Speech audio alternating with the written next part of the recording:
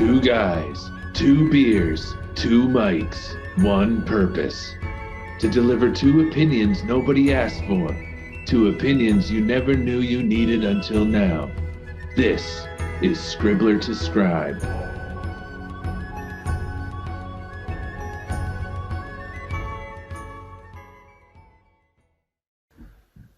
Okay, welcome back. Scribbler to Scribe. That's right. Okay, so I gotta say it again. I know Ronnie's technical difficulties. King of the difficulties. It's a thing every episode. So I blame his Apple products. You know, it seems to be the common denominator here. I don't know if it's the products or the operator, but Yeah, wow. I had to clear up some space on my phone. Yeah, I mean these videos end up taking up like 8 gigs or something for an hour-long video, right? So it can be. I deleted my iTunes library for you, man. Yeah, exactly. Huge sacrifices for this. So we are back after a long break. Yeah, cheers, buddy. Yes, cheers to that. We took some time off, a bunch of different reasons. We're going just through the Easter season. It's April 24th today, so it's probably important to say the date in some of these because, the time that it comes out versus the time I just recorded can be quite a difference. So, yeah, we're on the hook now. Yeah, no, we're committed. So you just got through the Easter season. How was that? It was very hectic here at the church. Holy Week is always the busiest week of the year. Yeah. Feeling a little bit raw after all of that, but we had ourselves a good Sunday here all the same. It's good. Had our first coffee hour since COVID, so that was in-person coffee hour. Yes. How did that go? It was nice. It was very surreal. Right. And we hope that more people will feel comfortable to join us in the future, but someone has to go first, so we did. Yeah. And we also talked about this in the last take that didn't make it on the film, but we're in a new room here today. We are, yeah. Got Martin Luther there behind me.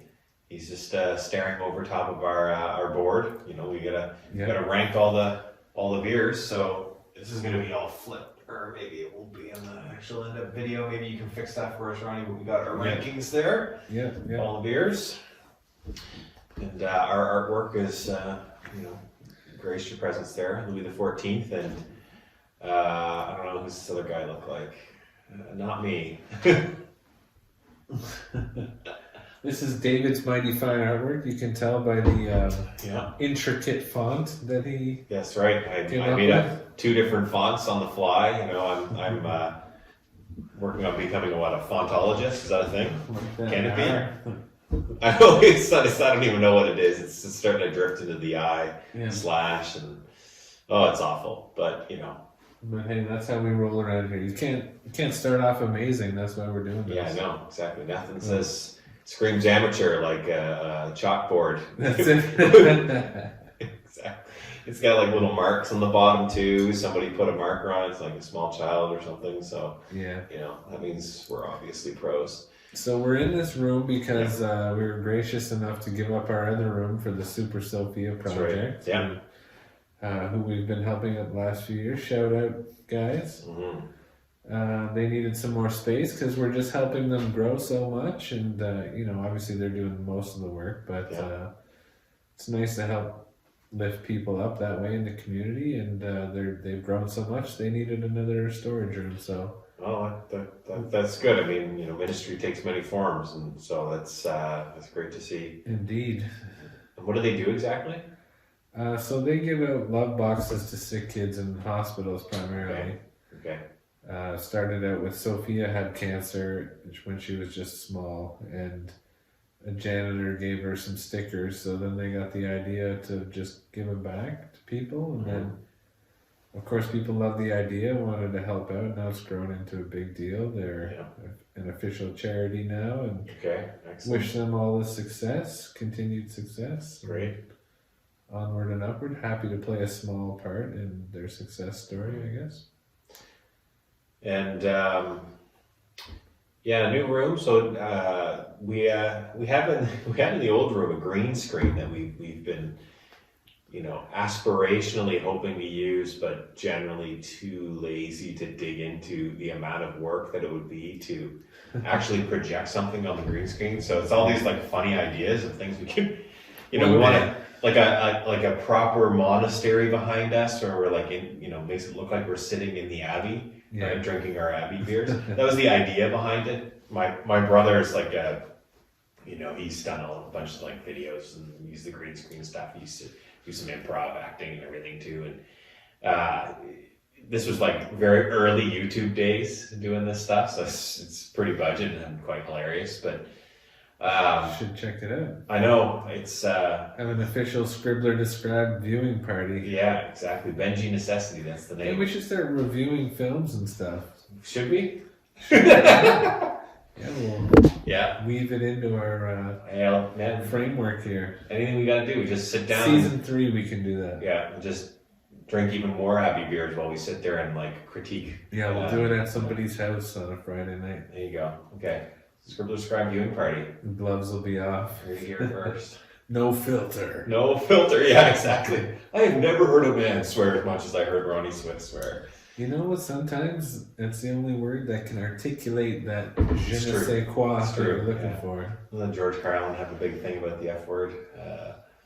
So anyway, we didn't recommend you to go look that up on here. It's been a while since I heard anything from that guy. Yeah, well, he did pass away, so yeah, that would be why.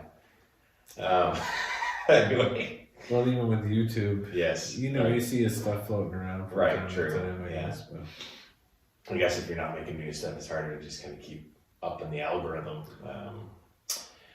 So we're of course trying to keep up in the YouTube algorithm and everything. So you got to like and subscribe this video. So before we get too deep into it, and make sure you subscribe to the channel. Yeah, get all the latest content right to your browser, I guess. That's right. Is that what it would be? Browser. And notify on your phone, whatever. We'll be there. You'll see our shiny faces. So listen, let's talk about the beer for today before we dig in. We had to restart a little, so Ronnie's already halfway through. Yeah. That means it's good at least. That means my takes will be a little salty already, from the get-go. Salty takes, yeah. So this one's the Feuillien Grand Cru. I think that was better than the first take. Maybe it was, yeah. I'm trying to not butcher. You weren't trying so hard. Yeah, the anglicized French accent. Oh, it's so bad. I went on my honeymoon to Paris, right? And so this was 10 years ago now. But there, we would try to speak French. I know how to speak French, but my accent is so English sounding that they just know that I'm not a French speaker. Everybody, said, oh, the French can be quite rude, right? But we didn't find that. But I think it's because we made an effort. That's the key, yeah. Right? So, but yeah, I didn't say it as nicely as Feuillien. I did that time. Anyway, don't want to be too pretentious about it. Anyway, the brewery is actually, I would say, the oldest brewery that we've explored since we started this segment of the show. 1125 is actually when the Abbey was founded, and they were brewing beer, the young monks at the time. The peak of the Dark Ages. Yeah. So, but although it's in Belgium, in town of Lille, it actually was founded by an Irish monk. So yeah, they'll go anywhere to create beer. That's right. Yeah. So I think it was actually Feuillien. There's some other probably Irish, Gaelic pronunciation. But he's evangelizing in the region, and so, well, it looks like he was actually, if I'm reading this right, it's named after him, but he was actually evangelizing back in 1655 or 655, sorry, and was murdered, and then the brewery was named after him later. But I was just about to recommend we go evangelizing with beer around here, but maybe not. Maybe not. Yeah, exactly. It's a big mistake. Now, so, and then it actually, in 1873, the French Revolution came through, and essentially soldiers condemned the brewery, so it stopped making beer. But eventually it was resurrected by a woman named Stephanie Fryart in 1873. So that's kind of interesting. The woman was, the main person responsible at the time, given the year. Yeah, it would have been unheard of in those days. Yeah, exactly. And so she got the brewery back up and going, and it's still running today, and it's got a number of award-winning beers. And this particular one's called the Grand Cru. It's a light beer. Well, light in color. It's still, I think, 9.5%, so it's still quite high alcohol content. But that's why I'm so warm inside. Yeah, exactly. But so far, good first impression. Wanted to try a different brewery to mix up the. I don't know if it's officially Trappist anymore. It looks like it's changed hands a few times with sales and stuff in the business and everything. So I don't know if it is anymore, but it does have its monk roots, and it's quite good. Yeah, looking forward to assessing this at the tail end of the episode here. Yep. But what do you want to talk about today? Well, I mean, a few things. You just going into the Holy Week season, your family got hit with COVID. So how did you manage that with all the prep you needed to do for the Easter services? And did the timing crisscross? Or well, lucky enough, it was enough beforehand that it didn't wipe us out. I guess we were back already. I guess. Okay. I'm not quite exactly sure the timeline, but we were back in the church for at least a week or two. By that time, and luckily I didn't really have any adverse effects. Mm-hmm. I was feeling like pretty tired for a couple of days there. Yeah. Lumi didn't have any symptoms. Veely had a bad cough and was really looking run down, but otherwise okay. Gila probably got it the hardest. She was feeling pretty wiped out for a couple of weeks there, I guess. Okay. But she's on the mend and on the upswing. We're all doing just fine. Okay, that's good. Yeah, it's. I mean, everybody reacts differently, but I'm hopeful that we'll hear more and more stories of people not getting as sick. Right. It seems to be going through a lot of the schools and stuff like that as the main source of spread and everything. But yeah, we want to sort of transition. I don't think transition back to normal is even the right expression anymore. Where those days are back gone. up. But yeah, exactly. Those things are kind of in the past. So we're sort of a new world. And I was saying before, like, have we learned everything we needed to learn from this whole episode or not? I'm not totally confident that we have. Because at the beginning it felt like we were kind of banding together, and then it sort of became a lot more political later on. Yeah, for sure. We're I think people's patience kind of ran out, though. Especially those of us who were following all the rules. You see so many people just flaunting them, doing whatever they want. It gets really frustrating. Right. And eventually, enough people decided to say, we got to move on here somehow. We got as vaxxed as we could. Yep. Took all the precautions that we could. Still wearing a mask when we go into crowded places. It's all you can do, really. I mean, what else? And we're we're transitioning back into the office on a hybrid basis, so 3 days a week. That's been a tough transition. It's just the earlier mornings, the commute, and all that kind of stuff. Like you're like, don't really miss this. Yeah, it didn't take long. Eh? Yeah, I mean, it's nice to have the connectivity with colleagues and stuff. And there's, the best part of it is really the impromptu conversations that you're having with people. I think there's a lot of culture building that happens in an organization as a result of those kind of interactions. Yeah. But what it hasn't been is, meeting in person we're still like a lot of the meetings are still on the phone. There's at least one person who's not there. Not everybody's still comfortable gathering in a meeting room, but we're not really, we've kind of gotten used to sharing our screens on like the computer and stuff, and you can do that easier outside of a room. Like you just all go on a WebEx or whatever, and it's so we're really trying to just sort out what this new normal is going to look like. The real estate footprint just doesn't really make that much sense. Like it's still designed in the old way, but we're moving to this new way of doing things, and I feel like you need to build a office space that's more conducive to that social aspect and encouraging people to do that and making them feel like they want to be there.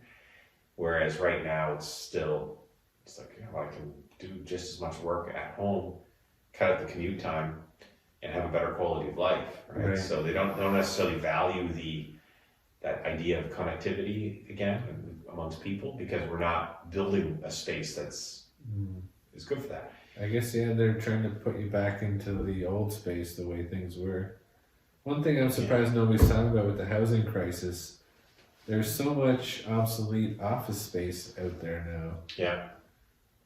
I'm surprised no one's looking to repurpose that into housing units. I think part of that might just be the leases are not coming due yet. So people usually sign these big, long commercial leases, and so they still have the space that they're committed to for a period of time, and then they're not sure how this whole hybrid thing is going to work out. So they're holding on to it? Yeah, so I think you want to see what you will or won't need, and then make a decision at that point, rather than jumping too quick and then deciding, oh, I gave up that office space and I actually want it back. Yeah. So, well, I guess there's a range of responses here. Many people have embraced the future and just have decided to move on. Mm-hmm. Some people have 1 foot in the past, 1 foot in the future, not sure which way to go. And, there's probably some who are just committed to going back to whatever was. But by and large, I would think a great percentage of that is prepared to move on in some kind of way. With the technology that we have, it's just so much more efficient. Like if I'm running a business, my office space overhead is a major part of my expenses. Yeah. And if I can get by without paying that and just get myself a $20 Zoom account, it's awfully tempting. Yeah.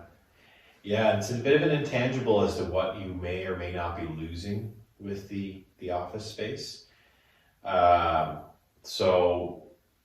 So far, I think that companies have weathered that because of just maintaining their teams. But there is this great resignation thing, that people talk about.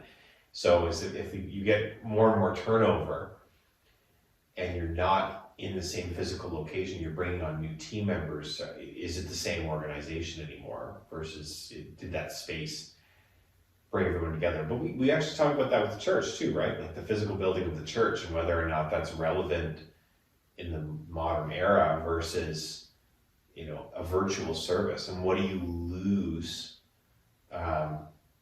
doing church service from home? It's kind of the same thing, right? Like it's hard to say what it is that we're losing, because you're still getting, in theory, the same content, but the delivery is different, and it's that old heritage moment in Canada. One of the guy talks about the medium is the message. I think it's It's Marshall McLuhan, I think, came up with that one. Yeah, so that's kind of the part of it, right? Is how much of it is just in the means in which it's coming to us versus what the actual content is. Yeah. And so I don't know. After a few weeks of being back in it, the best part, I think, was like just, impromptu, invited out to her after work drinks, and making it work for my schedule, and then talking about work with colleagues, but in that kind of a setting, like, having a meal and a drink. And I think you just got a lot more done there than in the actual workspace. That's just strange, right? Yeah. Like, Yeah. No, I can see that, and we're in the midst of that here at the church too. I think for maybe about 75% of COVID, I was very happy to just be online virtual church. But it depends on what your MO is, and as far as the church goes, like gathering is sort of the heart of church, I guess, gathering together, coming together. You know, theology aside, of course, but at the root of it, it's meant to be gather people together to hear the word and to share the meal. It's hard to share the meal virtually, and I wasn't prepared to really get into everybody bring your own thing, because we're supposed to be sharing the same meal, the same bread, the same wine. yeah. And maybe I'm a stickler, but to me that was important. And you have to do that, like you have to be together to do that. And so, but in the meantime, we made it such that people could stay home and still consume our church content, if you will, to frame it like that. So they're getting the same message, if you will, the same, they can observe things, the service like anybody from a pew could, but when you're not in the room, you don't get those intangibles that you talked about. Once the official business is over, there's a whole lot of informal business that happens, I guess. And that's kind of your bread and butter of your community, I guess, in a lot of ways. Like we just had coffee hour, so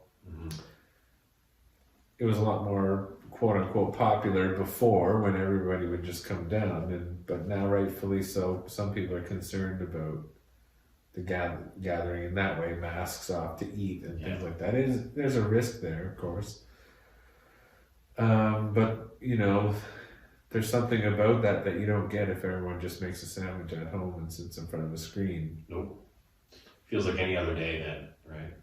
Yeah, and so you know, I started to come around a little bit, but the point is still a good one. The medium is the message, and ultimately the message is always the same, spreading the gospel. And not everybody likes the same way, I guess. This is another thing. We've opened a bit of a Pandora's box of options.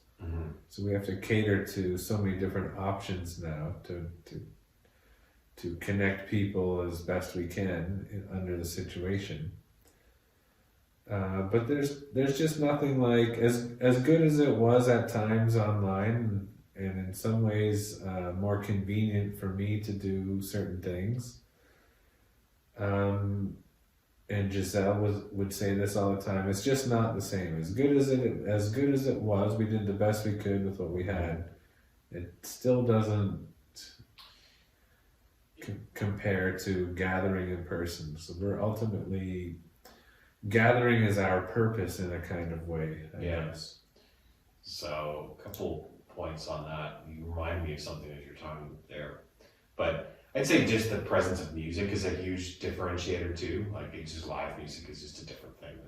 Yeah, certainly. Getting like in like a live stream, you're like consuming music, but indirectly almost, right? I think it degrades it in some way, right? So right. You don't participate in the same way. No. So that I think is a huge part. I'm coming, like, the more and more I think about music as well, it is like this thing that's so fundamentally human. Like it's like a defining feature of being a human being, more than almost anything else, you know, like the universal language. Yeah, exactly. There's something about it that everybody can kind of connect to. Right. And it's something that we do that no other creatures, you know, engage in and everything. So I wonder about that, though. Well, birds, I guess, have their I wonder about that. Yeah. Perhaps to the degree that we invest in it. In a lot of ways, when a bird is singing, well, to us it sounds like music. Maybe to them they're just talking. Yeah. But to us it's so beautiful. It seems musical somehow. But we can sort of pick up what they're saying, I guess, with study and things like that. But not to take away from your point, though, like there is something visceral about music that transcends boundaries like no other human activity. Yep. And we got our music team up and running again. By the way, open invitation to come participate. If you want to be the drummer, that's fine, or you can play the bass, and I'll. I don't know if I'm good enough to be the drummer. I'll have to carry that the whole way through, like 3 minutes song. We'll see. They're super simple, and it's not about. It's been really fun to play again. But it's not about like being awesome or performing or anything like that. It's about serving the moment. Like with your fellow musicians, we're offering our skills in service to our community. So it's very rewarding that way, I guess. And it's not about how good we are or not. We're pretty good. I'm not gonna lie, we've got some really talented people there. But we're not there to say, "Oh, you're not good enough," or whatever. You would learn how to blend in, I think, and we would give anybody that. So no slap bass solo then. Hey, if that's what it takes, if you're feeling it. Yeah, that's how I connect with God, through the slap bass. That's it. Yeah. It takes a village. Yeah. The other thing I wanted to bring up is, you sort of alluded to this, and I heard somebody else talk about this. Everybody likes sort of things now in their own way, right? And so like with COVID and going virtual and everything, everybody's like, now there's all these preferences, right, to that. And historically, and I think in the time that the church was at its sort of peak, there was much more of a homogeneity to things, right? More like sacrifice for the communal good or whatever, but to everybody behaving in a more standardized way. We've shifted to significantly more individualism. And so everybody has their kind of own customized experience of the world. Right. But do you think that there's something to be said? And I know you've talked about individualism in more of like a consumption point of view before, but what do you think about that idea of the individual versus the group, in the sense of like, is there some sacrifice that the individual should make for the sake of a group, for helping the group's objectives or whatever, instead of being the church? But is there a risk, again, of that going too far? Yeah, absolutely. Yeah, and we've talked about this in season 1 at least a couple of times. The arc of history went from the church had a very communal model of operation. The world went ultra individualist, and now we've kind of had to adapt to find the balance between those things. And so now how do we allow individual expression in a communal setting, I guess, is sort of the balancing act there. Mm-hmm. We want people to feel like they can be themselves, but then also to somehow, join in the group and work towards a greater good, I guess, whatever that means. Different for everybody, I guess. Mm-hmm. And I've given the example in the past, like the Lord's Prayer. Like there's so many different variations, there's so many different languages in our church. I invite people to say that prayer, whichever language or variation they are most comfortable with. So that's a way for them to express themselves individually in the communal framework of all of us saying a prayer together. Right. So always on the lookout for those types of things. So how do we find that balance in all that we do, I guess? Yeah. But it's exhausting. I think it's kind of what you may be alluding to earlier. Like, at what point do you stop having to account for every single niche, like opinion or preference? Like we take it back to the return to work kind of idea. is, well, for any one individual, they may feel that their ideal work environment is 100% remote, or whatever the case may be. But the organization believes that there needs to be more connectivity in an office environment. And so, do we force the individual to come back to work for a period of time? Or do we cater to every individual need?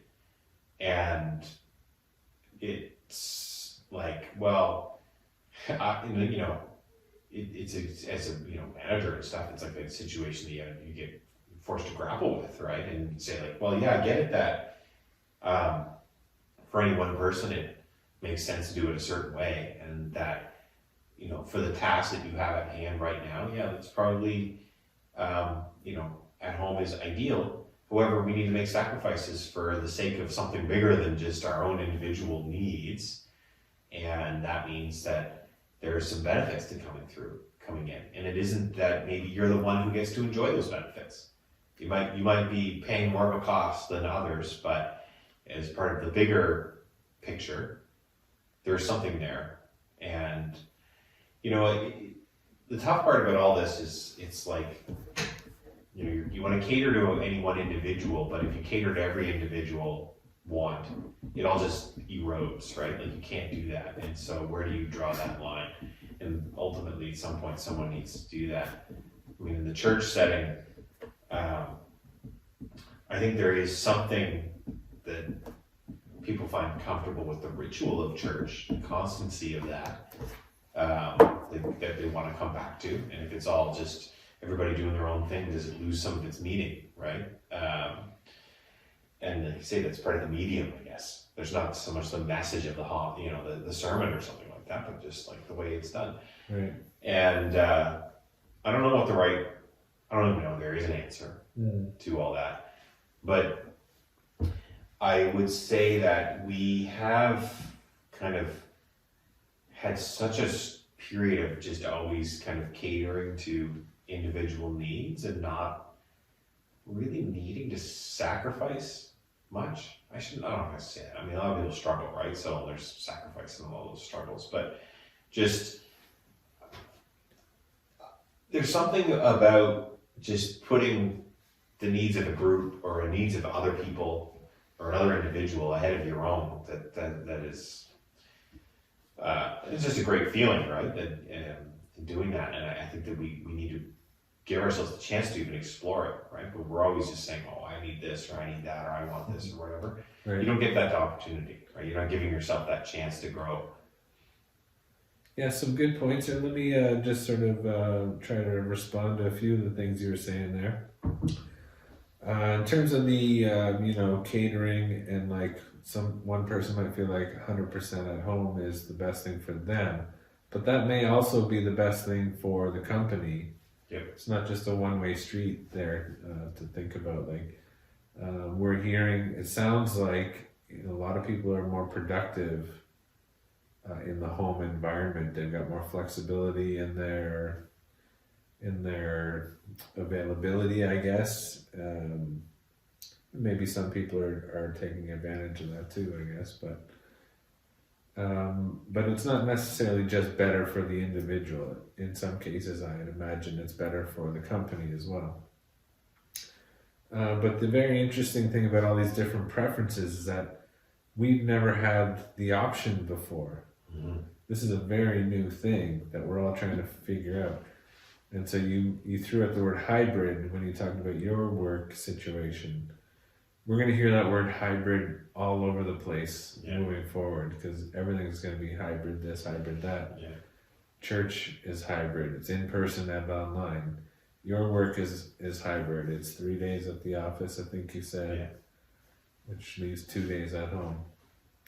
And there's probably all kinds of ways to flex those things in between each extreme. In between 100% in person, 100% online. I guess there's however many different possibilities there, but really interesting that we've never had the possibility before to do it on this kind of scale. Mm-hmm.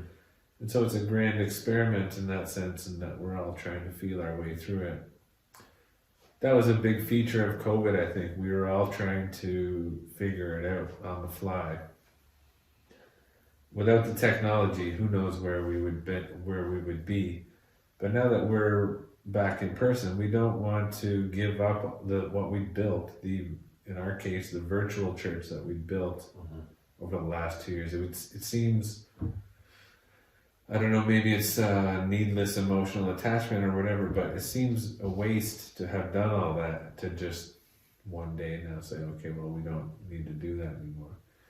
But it's interesting though, because you can connect with people in a lot of different ways online that you just simply couldn't in person. Like the options are exponentially greater. Let's say someone moves away, for example, or gets a new job somewhere. They can still stay a part of your community and engage in that way. I think you still need to provide that option for people while also recommending those who can to come and gather in person, because ideally we're all getting fed spiritually by the act of gathering around the word, around the sacraments, around the meal, sharing a meal together, learning, growing, all those kinds of things. Well, that's jamming some tunes. That's right. I mean, I'm leaning towards being a more introverted person, right? So I find that by the end of like a work day, especially in the office, I'm more tired than I would be at home. Yeah. But this is where like those intangibles of like the in-person, like the gathering, like what is that? And I like to think of the idea of God as being like, God is love, right? And God is that like loving, like that energy of people caring for one another. Yeah. And that manifests itself so much better in person. Yeah. Than like you can exchange your energy, basically. Yeah, exactly. And when you try to do it through a technological means, you're not really getting that, right? And what happens is, if everything is 100% remote, it all becomes really about the work, right? And none of it is about the energy exchange between people. And there's something visceral and important to that I know we're not quite appreciating. Yeah. You can say our church, right? And if it's 100% virtual, you think that you're getting all the content, but you aren't really getting everything that it was like providing to you. Yeah, and people were feeling left a little flat by that after a prolonged period of time. Yeah. I think people just ran out of gas from the purely online perspective. Yes. But a lot of people really liked a lot of things that you could do, a lot of possibilities that opened up because of online. Like, for example, we had a concert here last month. Member of our church, Vanessa Lanch, she lives in Germany nowadays. She's an opera singer. She wanted to put on a concert here at the church to raise some money for Olive Branch for Children, which is one of the ministries that we support here. So we had the concert here in person, but we were able to live stream it as well. So a lot of her family members could tune in who couldn't be here. Anywhere in the world, somebody could have watched that concert. And there's great value in that. But also the coming together to hear live music again like that was just, I guess it was just, not to sound corny, but it was just so precious, I guess. Like there's something palpable in the air. Yeah. That was hard to explain, impossible to quantify, but we all felt nourished somehow by that live event that we participated in. So this is another big thing, participation. Church was never meant to be, or spirituality in any kind of ways, was never meant to be something that we passively receive. Yeah. We're meant to actively participate in. And when the music team is playing and you're singing a song like along with them, like you're participating in that. when you're getting up in front of everybody to read, you're participating in that. And there's lots of other ways to serve too, but the participation in is something that was really difficult, even though we did really well to include lots of people in our services online. Some people couldn't, like it's people who serve on the altar guild, for example, like setting the paraments and preparing communion meal and all that. They had nothing to do all of a sudden because the church was closed. Now we're starting to see them being more active again in the church. The online stuff was great for the musicians because it allowed us to do all kinds of cool stuff. But even there, after a while, it's like, well, we're all just individually recording our parts. Mm-hmm. Like I was working like way more than I ever had before, but it was ultimately I was looking at everybody, you know, as for me it was like I was really getting into that. But at the end of the day, it was just one guy in a basement putting all these parts together, and it's, you know, it's one of those sum of the parts, or it's like greater than the sum of the parts or something like that. Yeah. So, you know, it's really interesting dynamics, and we're all learning how to be together again right now, and that's really interesting too, but it was greatly needed, and I think people's patience had just run out. And at some point with the pandemic, the harm of isolation was greater than the risk of getting COVID for the majority of the people. Yeah, we're definitely sort of transitioning into that. And once you reach that critical mass, there's no going back, I guess. Yeah, it's true. That's when it became political. Yeah. Well, because different people reach that point at different times, and you know, it's hard to say who exactly is right,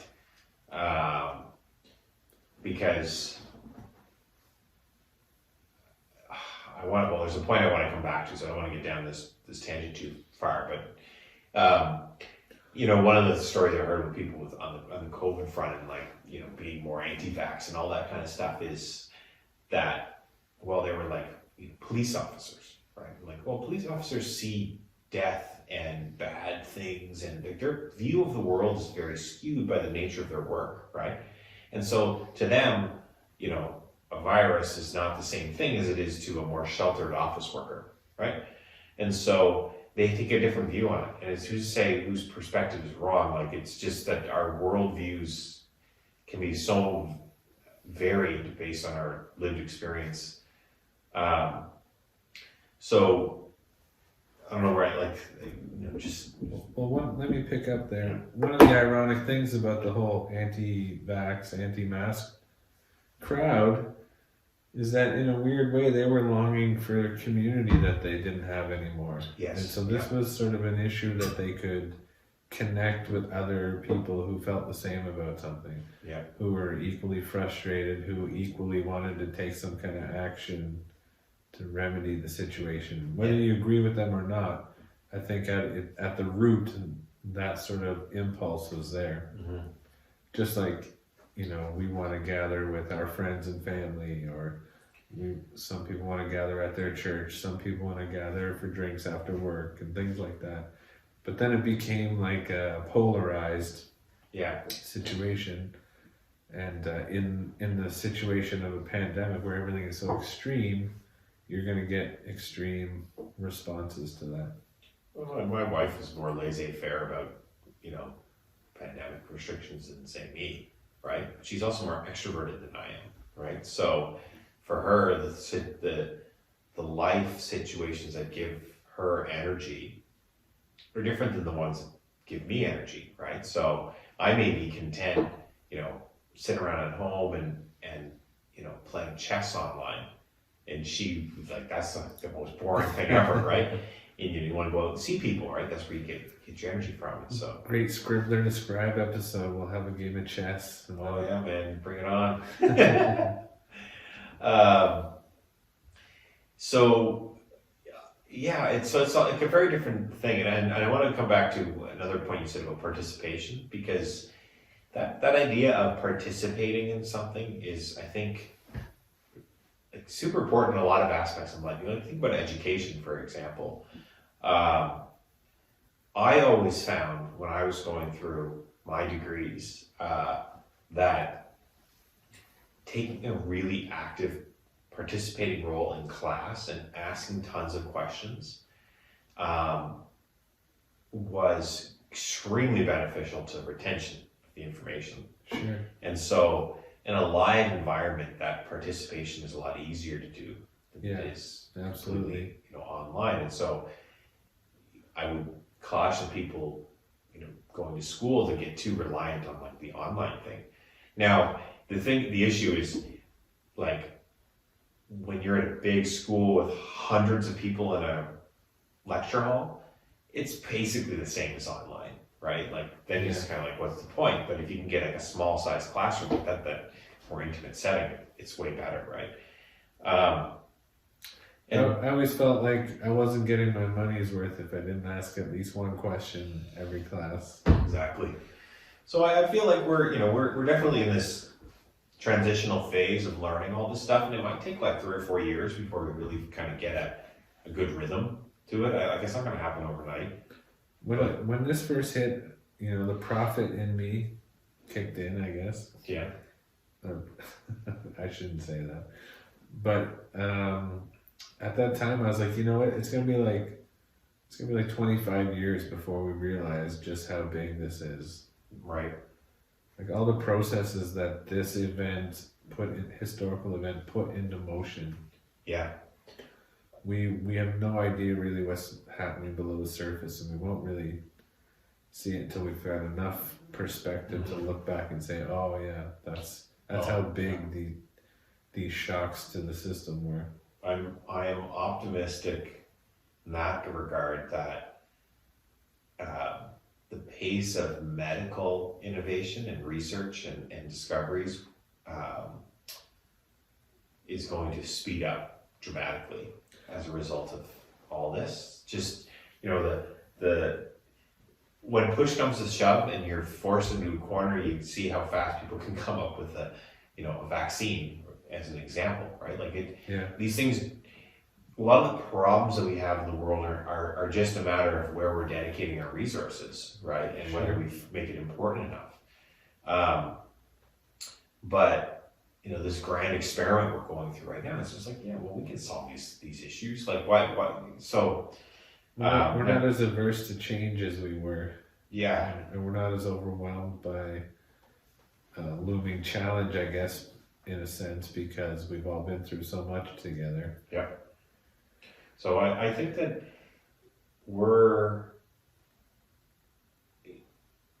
as the economist in me, my prediction is we're going through a bit of a stage right now, and high inflation and all this stuff. I think we're probably have a little bit of a slowdown in the next year, maybe 18 months before we come back out of all that, and then things really boom. Kind of like the 1920s, which was after the Spanish flu. But I think about the Great Depression, though. Well, you got to avoid that, right? Maybe we can dodge it this time. There's a lot of reasons why we would, but I do feel like there is an energy that we can rediscover and get excited about things again. I do feel that the world has gotten kind of pessimistic, and maybe that's just a vacuum through social media. And it's actually not that bad. We've talked about that before too, but right. I think that we want to find reasons to be hopeful again. Things like looming issues like climate change and all that stuff can kind of put a bit of a doom and gloom on things. I mean, there are problems that we have to solve, but hopefully we can solve them in a way where we feel more excited about the future and not more like, the sense of dread around that. Well, that's actually another ray of hope in all this because of COVID. The greening of the economy, I guess, has quickened a pace, as they would say. Yeah. I'm excited to see where that leads, especially when, people like Putin declare war on countries and then the whole world's like, well, we got to get off this oil dependency. Yep. For example. Of course, that's different from the pandemic, but They're not always so mutually exclusive. Yeah. But I do think we're at 49 minutes, though, and Yeah. our listeners are probably nodding off. So what do we... We got to rate this beer, right? Yeah. Yeah. So, listen, I'm on my last sip here of the Feuillien. Yeah, I was Grand trying to save a sip so there was still a little bit of color for when I did my piece. Yeah. All right. So we got the board here behind us. As of right now, the highest rated beer is the Rochefort 8, which was the first beer we rated. So it's probably biased a little bit high, but Ronnie gave that an 8.5. I gave it an 8. We both gave the Chimay Blue an 8.1. Everything else is coming in below that. The lowest rated beer at this point is a 6. It's the Westmalle Tripel. So, Ronnie, where are you feeling like the Grand Cru comes in? Well, just hearing you talk about the big board over there, I'm thinking, we should have like a playoffs at the end. Anything 8 and over, we should revisit to see if it still holds up. So you want to have like our video night where we have a playoff with the different beers while we watch some video and react to it, and we can do all that kind of stuff? Well, I don't know how we do it. We'll have to think about that, but like head to head. Yep. Until we get a last one standing there. Right. But what was it? Saint Feuillien? Saint Feuillien? I don't know. It's a little lighter than my ideal, but I didn't mind it in this. It was still robust enough. I felt this one was definitely one of the cleaner tasting ones that we've had. Just crisp and clear. Feeling pretty good, I guess. What do you say, 9.5? Yeah. I want this in the playoffs, so let's give this an 8. Ronnie's going with an 8 for the Grand Cru. So I don't think it's championship material, but it's enough to make things interesting. This one tastes, to be honest, for me, like a lot of these beers, as we drink them, I find they all start tasting the same. Yeah, of course, I'm full of crap on any given day. Your opinion doesn't matter. Like anybody else. But as I sit here, maybe it's just I'm so glad to see you again. Yeah, exactly. It's just the twinkle in your eye that's biasing up this rating. No, I want to say this is better than the Westmalle Tripel. It reminds me a lot of the Carolus that we had. I feel like it's very similar to that beer. I gave it an 8 on that one too. Yeah. So I'm gonna have to say this is probably running in somewhere in that territory. I think it's better than this. I can't quite remember exactly. I want to give this one a 7 myself. Yeah. I like it, but I just, for me, the biggest issue I'm having with all the Trappist beers is I do feel like I can't tell them apart, right? That's why we need the playoffs. Yes. Exactly. Maybe it's just the time in between. If we had them all, like we'll do little beer flights, right? And we can do it that way. Anything over an 8. There's the Grand Cru. So we'll have to ruminate on that playoff bracket there towards the end. That's true. Yeah. Okay. Well, that's a wrap on another episode. Thank you, sir. Yes. Thank you very much. Appreciate your time. Thanks for coming in all the way out from Whitby Shores. Whitby Shores. Oh yeah, it sounds so fancy. Pulling us together. Yeah, just throw shores after anything. It sounds nice. Well, New Jersey Shore doesn't sound that nice. That's true. Yeah. The one shore that's not so good. Exception to the rule. Yeah. All right, Ronnie. Appreciate it. Till next time. Thanks, buddy. See you later. Take care. Well, that was delightfully mediocre. At least the beer was good. For more Dave and Ronnie, don't forget to subscribe wherever you get your content. And if you made it this far, you're morally obligated to donate to Peace Lutheran Church at the link in the description. Pastor Ronnie Smith, I'm DW. Peace be with you.